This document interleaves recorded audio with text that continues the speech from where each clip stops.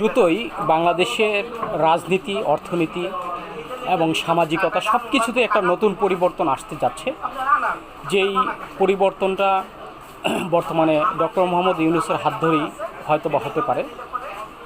আমাদের সম্ভাবনা রয়েছে এই বাংলাদেশ স্বনির্ভর হওয়ার, এবং এদেশ যাতে সমস্ত পৃথিবীর কাছে দরিদ্র কোনো দেশ হিসেবে পরিচিতি না পায়, যার জন্য এই মুহূর্তে অন্তর্বর্তীকালীন সরকারের প্রধান উপদেষ্টা ডক্টর মোহাম্মদ ইউনূস বিভিন্ন ধরনের কার্যক্রম হাতে নিয়েছে, যেই কার্যক্রমের দ্বারা হয়তোবা ভবিষ্যতে আমরা এই বাংলাদেশ দ্বিতীয় মালয়েশিয়া কিংবা সিঙ্গাপুরের মতো একটি দেশ হতে যাচ্ছে।